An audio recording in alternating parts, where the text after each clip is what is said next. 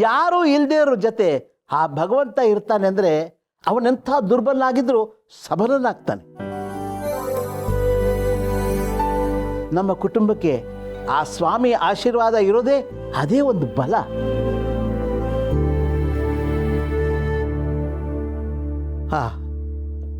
ಎಲ್ರೂ ಆ ಸತ್ಯನಾರಾಯಣ ಸ್ವಾಮಿ ಕಾಪಾಡಲಿ.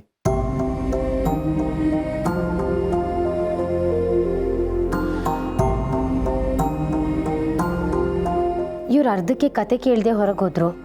ಪುರೋಹಿತರು ಯಾರು ಅರ್ಧಕ್ಕೆ ಹೋಗಬೇಡಿ ಅಂತ ಅಂದರು. ಇವಾಗ ಇವ್ರಿಗೆ ಏನು ತೊಂದರೆ ಆಗುತ್ತೋ ಏನೋ. ದೇವ್ರೇ ನೀನೇ ಕಾಪಾಡಪ್ಪ. ಪುರೋಹಿತರೆ, ನಾನು ಸತ್ಯ ಹೇಳ್ತೀನಿ. ಸತ್ಯನಾರಾಯಣ ಸ್ವಾಮಿ ಎದುರಿಗೆ ಸುಳ್ಳು ಹೇಳೋದಕ್ಕೆ ಯಾರಿಗೂ ಧೈರ್ಯ ಬರೋದಿಲ್ಲ. ಈ ಪೂಜೆ ಮಾಡೋದಕ್ಕೂ ಮುಂಚೆ ಪೂಜೆ ಯಾಕೆ ಬೇಕು ಅನ್ನೋ ಮನಸ್ಥಿತಿಯಲ್ಲಿದ್ದೆ. ಆದರೆ ಪೂಜೆ ಮಾಡ್ತಾ ಮಾಡ್ತಾ ಸತ್ಯನಾರಾಯಣ ಸ್ವಾಮಿ ಕಥೆ ಕೇಳ್ತಾ ಕೇಳ್ತಾ ನನಗೇ ಗೊತ್ತಿಲ್ಲದೆ ನನ್ನೊಳಗೆ ಏನೋ ಶಕ್ತಿ ಬಂದಿರೋ ಹಾಗೆ ಅನ್ನಿಸ್ತಾ ಇದೆ.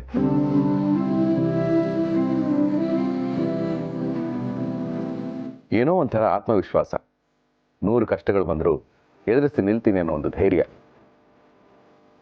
ಇದು ಪವಾಡನ ಇಲ್ಲ ನಂಬಿಕೆನ ನನಗೆ ಗೊತ್ತಾಗ್ತಾ ಇಲ್ಲ.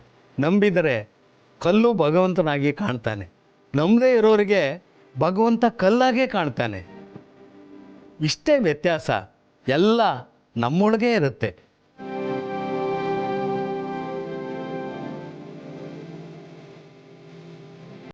ಈಗ ಮಹಾಮಂಗಳಾರತಿ ಮಾಡ್ತೀನಿ. ನಂತರ ಎಲ್ಲರಿಗೂ ಪ್ರಸಾದ ವಿತರಣೆ ಮಾಡಿ.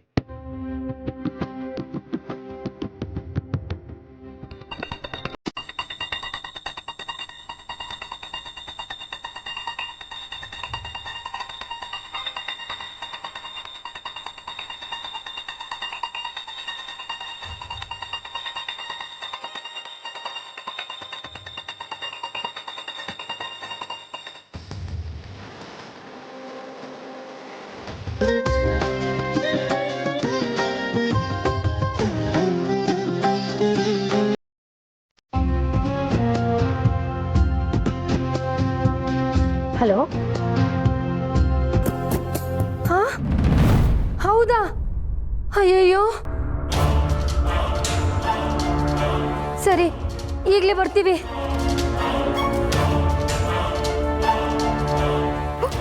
ಕಾಶಿ ಅವರು ಇಲ್ಲಿ. ರೇ ಕಾಶಿ ಅವ್ರೆ, ಏನ್ರಿ ಆಯ್ತು? ಶಿವರ್ ಎಂತ ಹೇಳೋದು ಮರ, ನನ್ನ ಪಾಡಿಗೆ ನಾನು ನಡ್ಕೊಂಡು ಹೋಗ್ತಿದ್ದೀನಿ. ಯಾವನೋ ಒಬ್ಬ ಬಂದ, ನಿಮ್ಮದೇ ದುಡ್ಡು ಬಿದ್ದಿದ್ದು ಕಾಣಿ ಅಂದೇಳಿ ಎತ್ತಿ ಕೊಟ್ಟ. ತಗೊಂಬಾರೆ ಲಂಚ ತಗೊಂತಿದ್ರಂದೇಳಿ ಜನರನ್ನೆಲ್ಲ ಕರ್ದ. ಜನರು ಬಂದು ನನಗೆ ನಾಲ್ಕು ಜಪ್ಪಿ ಬಿಟ್ಟು ಮರ. ಅದಕ್ಕೆ ಹೇಳೋದು, ಪೂಜೆ ಮಧ್ಯೆ ಎದ್ದೋಗ್ಬಾರ್ದು, ಪೂಜೆ ಮುಗಿಸಿ ಪ್ರಸಾದ ತಿಂದು ಹೋಗ್ಬೇಕು ಅಂತ. ನನ್ನ ಮಾತು ಎಲ್ಲಿ ಕೇಳ್ತೀರಾ? ಈಗ ನೋಡಿ ಏನಾಗಿದೆ ಅಂತ. ಗೌರಿ ಹೋಗ್ಲಿ ಬಿಡೆ. ಕಾಶಿ ಅವ್ರೆ, ಮೊದಲು ಮನೆಗೆ ಬಂದು ದೇವ್ರ ಹತ್ರ ತಪ್ಪಾಯ್ತು ಅಂತ ಕೇಳ್ಕೊಂಡು ಪ್ರಸಾದ ತಗೊಳ್ಳೋರಂತೆ. ಬನ್ನಿ. ಹೌದ್ರಿ, ಆಮೇಲೆ ಬೇಕಾದ್ರೆ ಎಸ್ ಐ ಅವರು ಕಂಪ್ಲೇಂಟ್ ಕೊಟ್ಟು ಅದೇನು ಅಂತ ವಿಚಾರಿಸೋಣ. ನಡೀರಿ.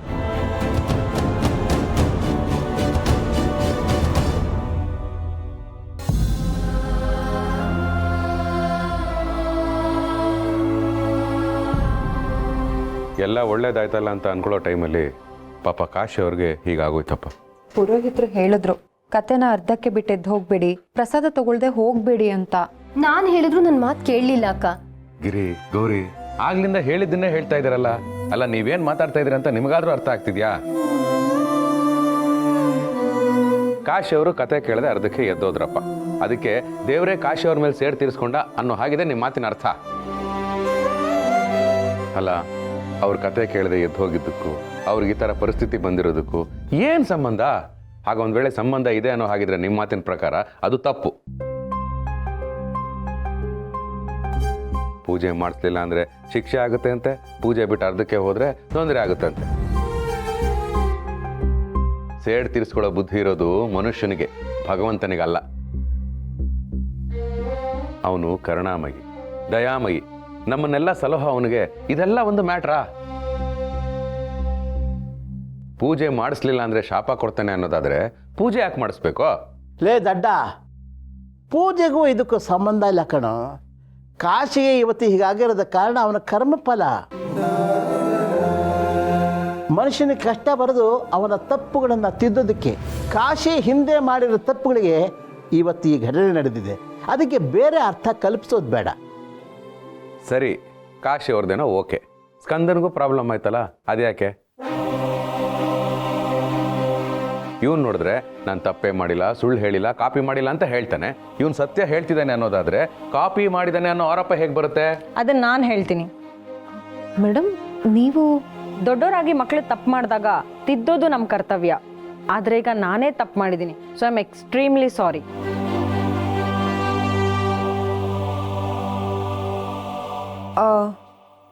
ನೀವು ಹೇಳ್ತಾ ಇರೋದು ಅರ್ಥ ಆಗ್ತಿಲ್ಲ. ಅವತ್ತು ಸ್ಕಂದ ಕಾಪಿ ಮಾಡಿ ಟಾಪ್ ಬಂದಿದ್ದಾನೆ ಅಂತ ಅಂದೆ. ಆದರೆ ಎಲ್ಲ ಚೆಕ್ ಮಾಡಿದ್ಮೇಲೆ ಗೊತ್ತಾಗಿದ್ದು ಆ್ಯಕ್ಚುಲ್ ಆಗಿ ಅವನ ಪೇಪರ್ನ ಇನ್ನೊಂದು ಹುಡುಗ ನೋಡ್ಕೊಂಡು ಕಾಪಿ ಮಾಡಿದ್ದಾನೆ ಅಂತ.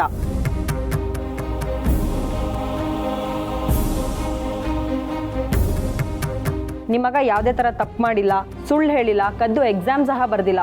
ಕಷ್ಟಪಟ್ಟು ಓದಿರೋ ಶ್ರಮಕ್ಕೆ ಬಂದಿರೋ ಮಾರ್ಕ್ಸ್ ಅದು.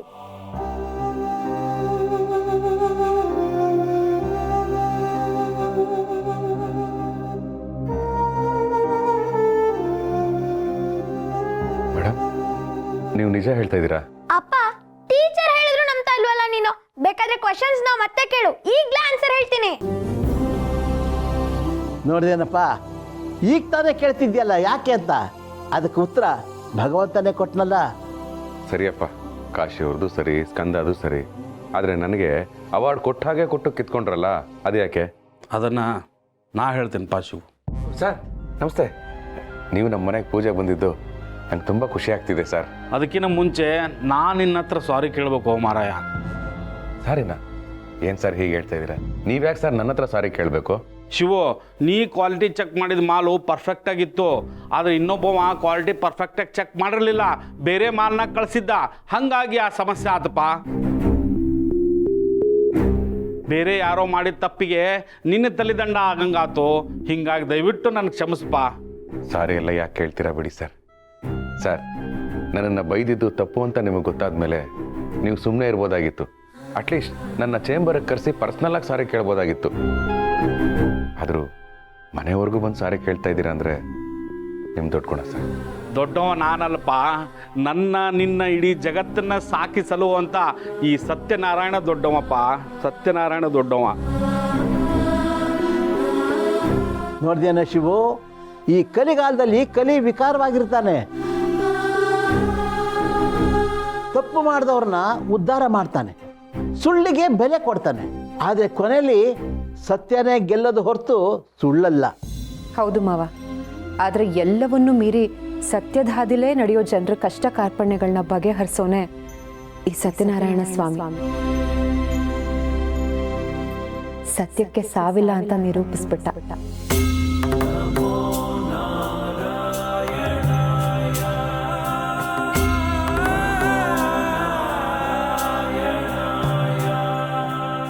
ರೀ, ಊಟ? ಸರ್ ಊಟಕ್ಕೆ ನಡೀರಿ ಸರ್. ಆಯ್ತಪ್ಪ, ನಡಿ ಹೋಗೋಣ.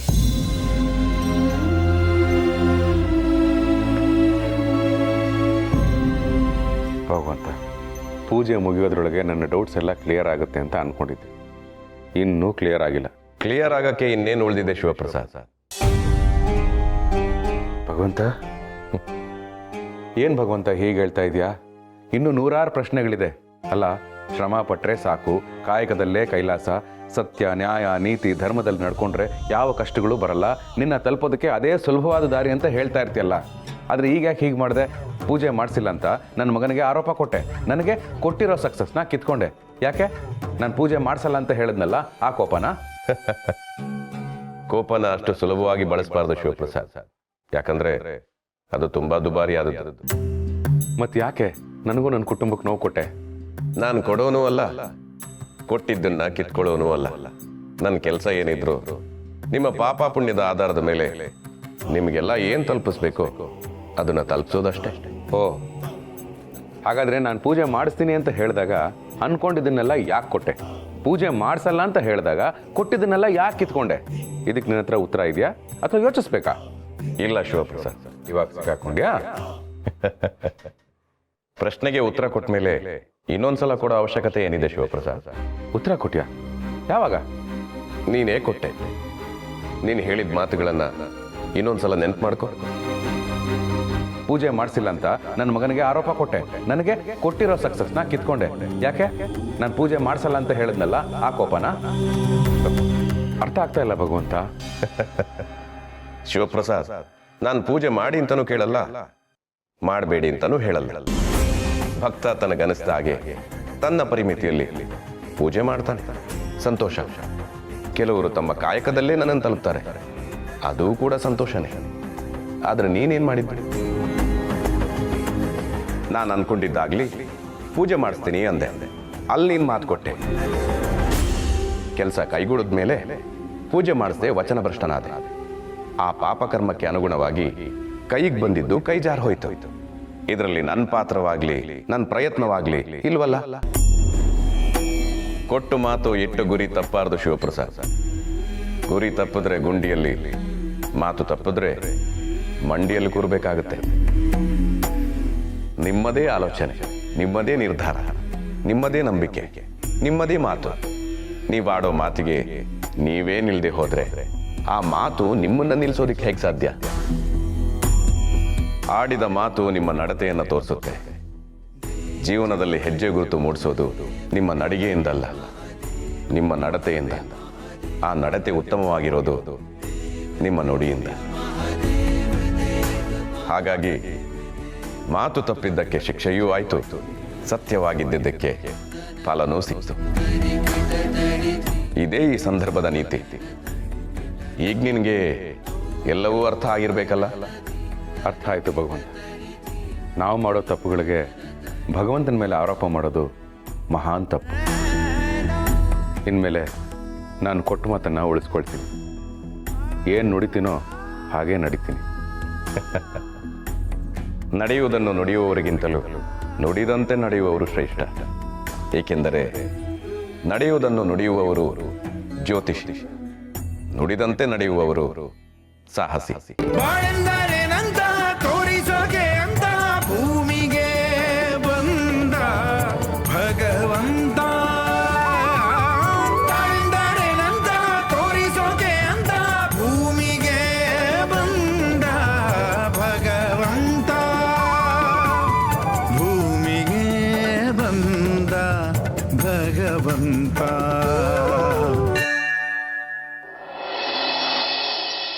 ಅಲ್ಲ, ನೀವೇ ಅಲ್ದ ಅವಳ ತಾಯಿ, ಹಂಗಾಗಿ ನಿಮ್ಮ ಒಪ್ಪಿಗೆ ತಗೊಂಬ ಅಂದಳಿ. ನೀವು ಒಪ್ಪಿದ್ರೇನೆ ಅಲ್ವಾ ನಿಮ್ಮ ಮಗಳೂ ಒಪ್ಪೋದು? ನನಗೆ ಒಪ್ಪಿಗೆ ಇದೆ ಮೇಡಮ್, ಆದರೆ ಈ ವಿಷಯ ಸದ್ಯಕ್ಕೆ ನನ್ನ ಮಗಳು ಗೊತ್ತಾಗೋದು ಬೇಡ. ಹಿಂಗಂದ್ರೆ ಹೆಂಗೆ? ನೋಡಿ, ಮೊದಲು ನಿಮ್ಮ ಮಗಳಿಗೆ ಇರೋ ವಿಷಯನ ಹೇಳಿ ಒಪ್ಸಿ, ಆಮೇಲೆ ಏನಾದರೂ ಪ್ರಾಬ್ಲಮ್ ಆದರೆ?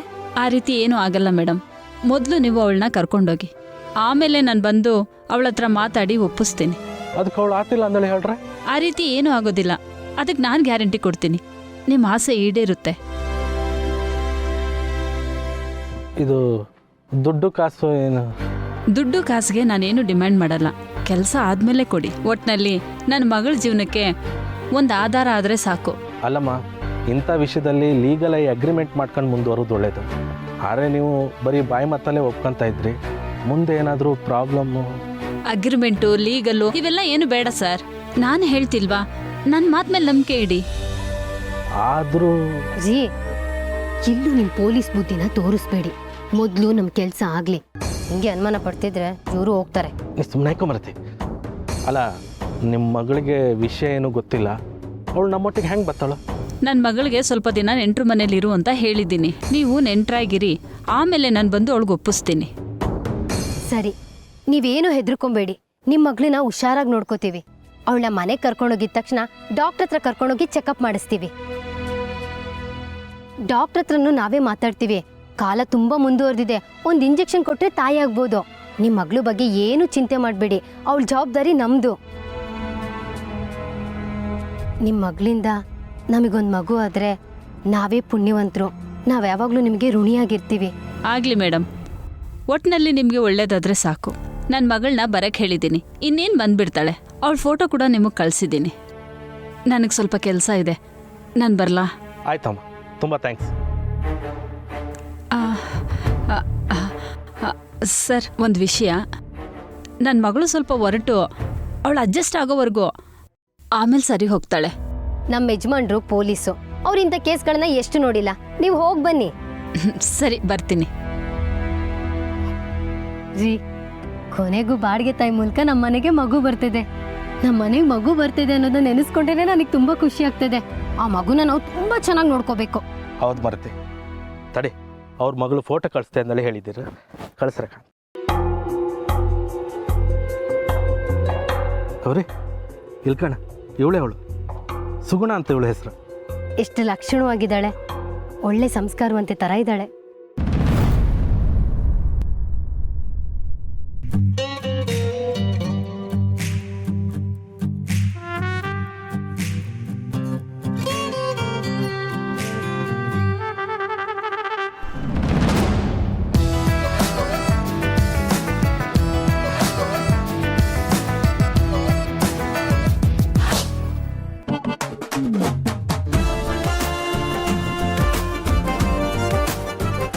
ಯಾಕೆ ಮತ್ತೆ ಹುಡುಗಿ ಮೇಲೆ ಸಿಗರೇಟ್ ಇಟ್ಟಿರೋದನ್ನ ಇದುವರೆಗೂ ಯಾವತ್ತೂ ನೋಡೇ ಇಲ್ಲ ಅಂತ ಇಬ್ರು ನೋಡ್ತಾ ಇದ್ದೀರಾ?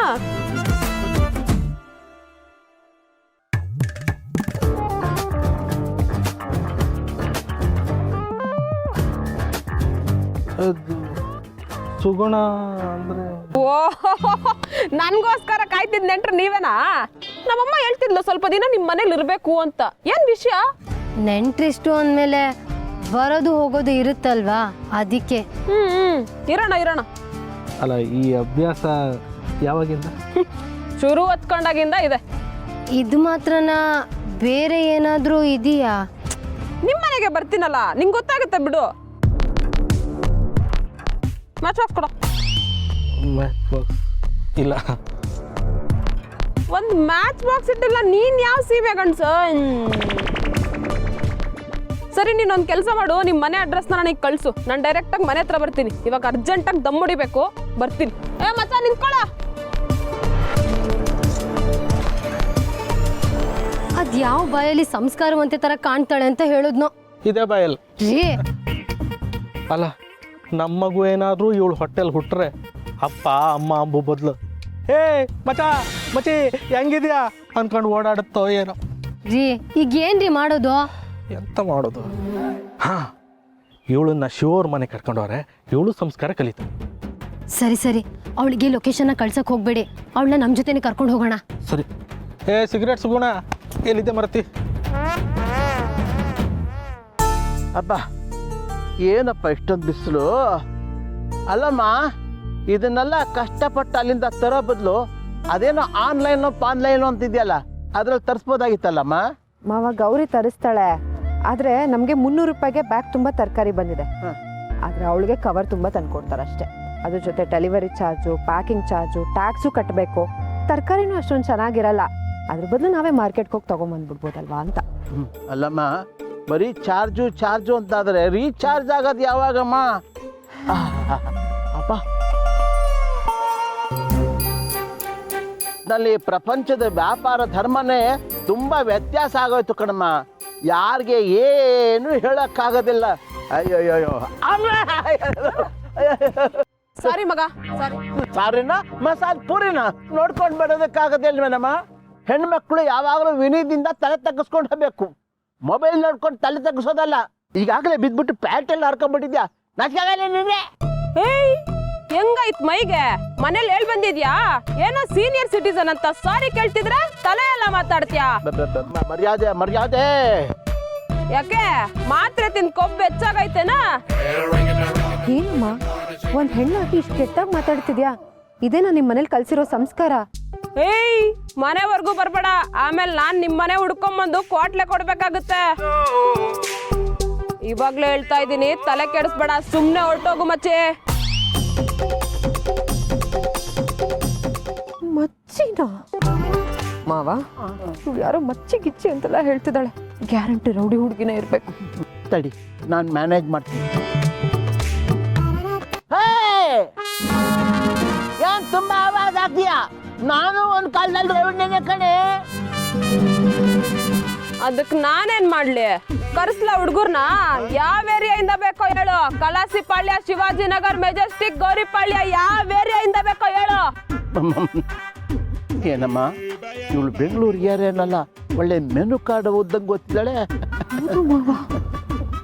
ತಡಿ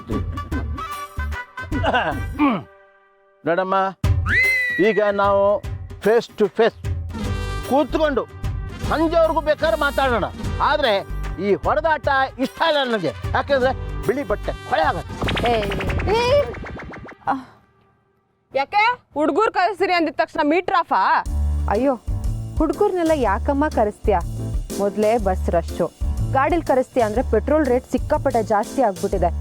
ಇನ್ನು ಕ್ಯಾಬಿಗೆ ದುಡ್ಡು ಕೊಟ್ಟು ಸೈ ಅನ್ಸಕ್ಕಾಗಲ್ಲ. ಅವೆಲ್ಲ ಬೇಡ, ನೀನು ಆರಾಮಾಗಿರು. ಹಂಗ ಬಾದ್ ದಾರಿಗೆ ಇನ್ನೊಂದ್ಸಲ ಕಣ್ಮುಂದೆ ಕಾಣಿಸ್ಕೊಂಡ್ರೆ ಕುರ್ಪ ಹಾಕ್ಬಿಡ್ತೀನಿ ಕಣ್ಣಿಗೆ. ಕೆನ್ನೆ ಒಳ್ಳೆ ಟಮಾಟೋ ಹಣ್ಣಿದ್ದಂಗೈತೆ. ಕರ್ಕೊಂಡೋಗ್ ಮುದ್ಕುನ್ನ.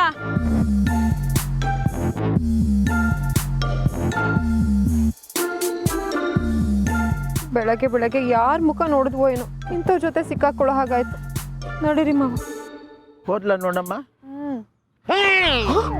ಏನ್ ತಿಳ್ಕೊಂಬಿಟ್ಟಿದ್ಯಾ? ಇನ್ನೊಂದ್ಸಲ ಸಿಗು ನೀನು. ನಿನ್ನ ಮೂಳೆಯಲ್ಲಿ ಮಾವ